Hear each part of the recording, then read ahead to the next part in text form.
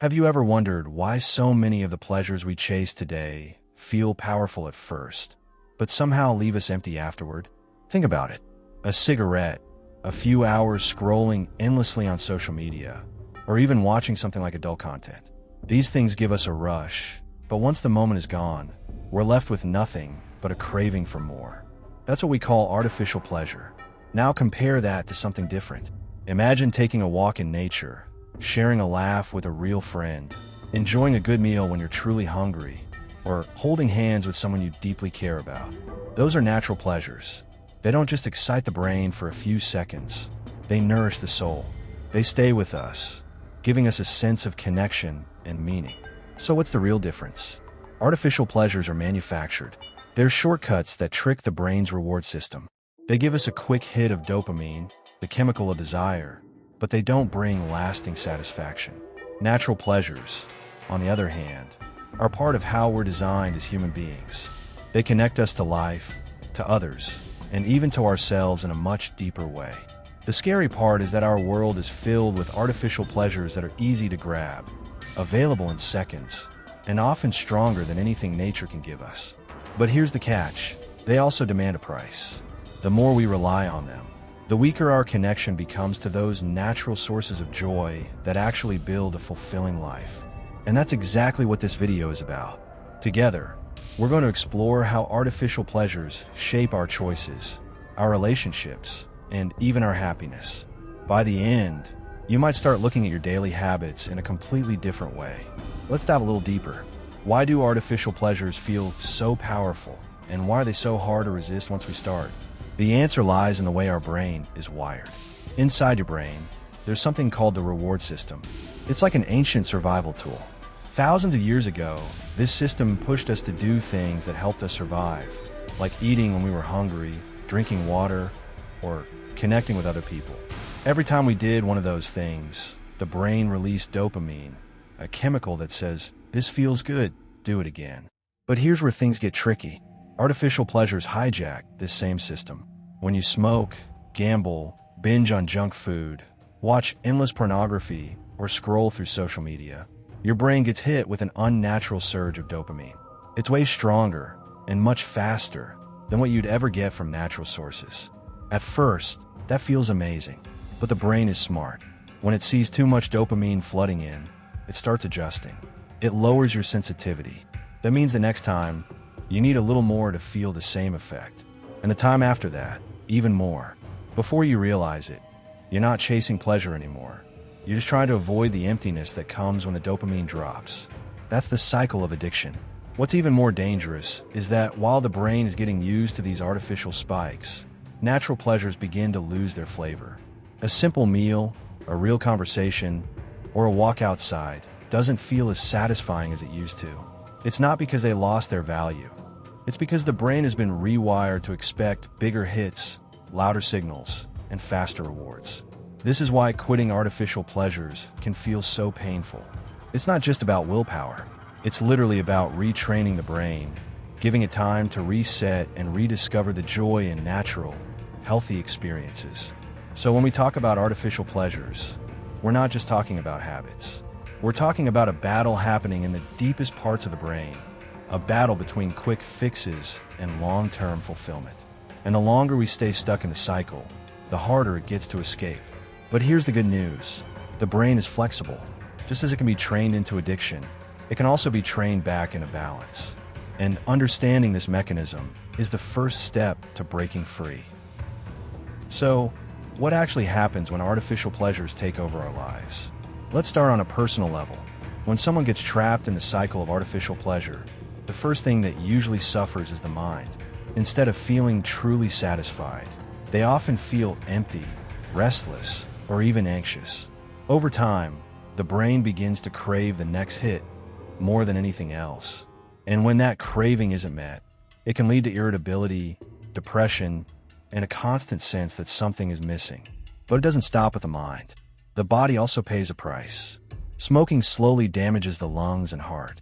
Drugs can harm the nervous system, weaken the immune system, and in many cases, destroy physical health completely. Even something that seems harmless, like endless screen time, disrupts sleep, drains energy, and can even affect memory and focus. Artificial pleasures are not free. They always demand something in return. Now let's look at relationships. One of the saddest consequences is how these habits can pull people away from each other.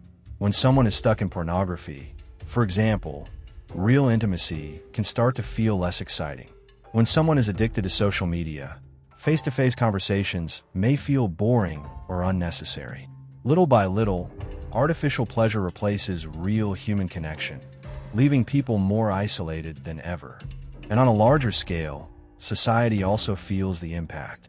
Imagine millions of people more focused on quick hits of pleasure than on building meaningful lives. Productivity drops, families weaken, communities lose the sense of trust and closeness that holds them together. A culture built on artificial pleasures becomes one where people are more disconnected, more lonely, and more vulnerable to manipulation. The irony is that these pleasures are sold as tools for happiness. Cigarettes promise relaxation. Social media promises connection. Gambling promises excitement.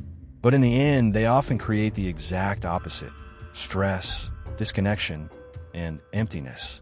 The truth is, artificial pleasures don't just affect the individual. They ripple outward, shaping how entire societies function.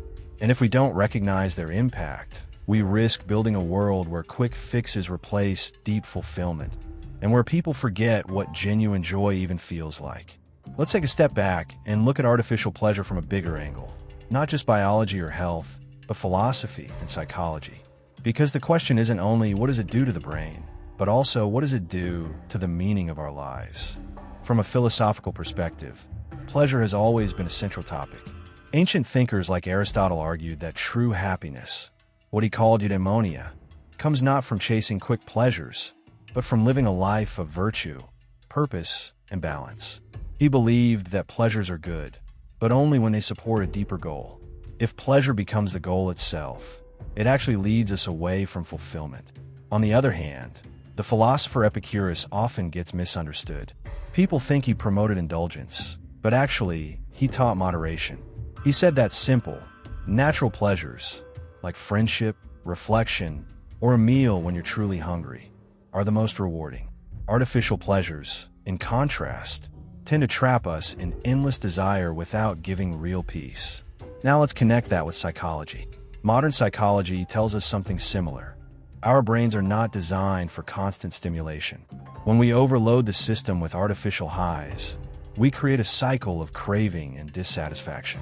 Psychologists call this the hedonic treadmill. You run and run, chasing more pleasure, but you never actually arrive anywhere. Here's the interesting overlap.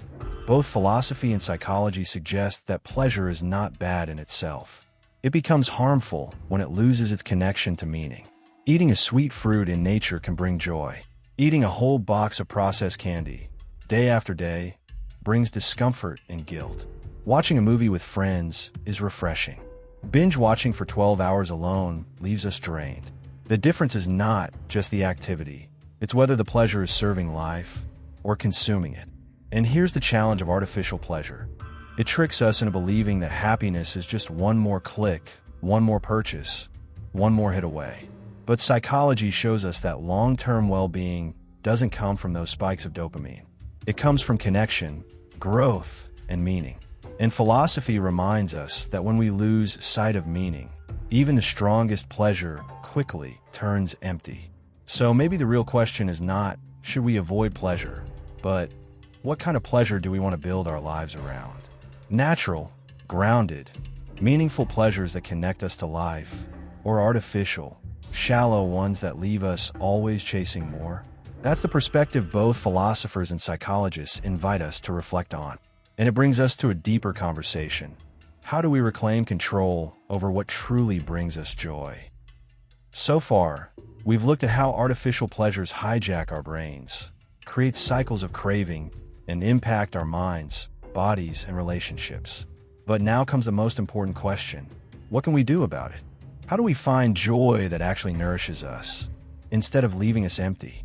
The first step is awareness. Recognizing that not all pleasures are created equal is key.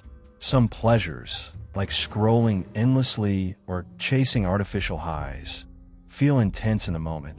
but they don't build real satisfaction.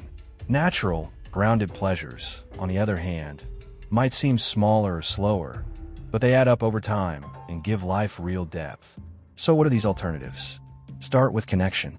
Meaningful relationships with friends, family, or a partner provide support, love, and genuine joy.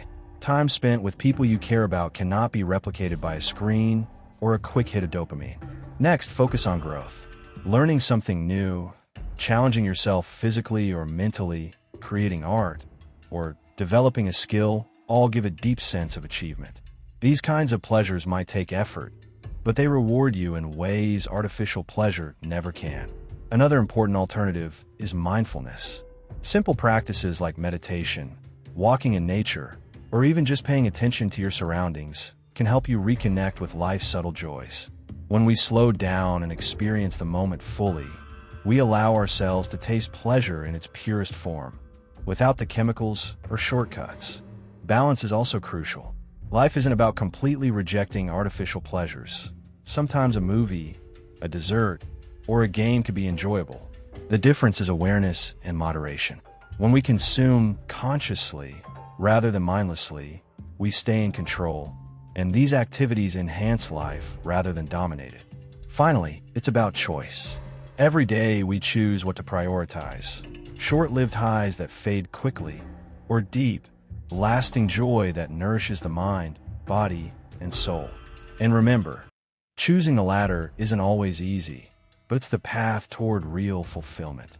In the end, artificial pleasures will always exist. They're easy, fast, and tempting. But understanding their limits, embracing natural alternatives, and making conscious choices gives us the chance to reclaim our lives and discover joy that truly lasts.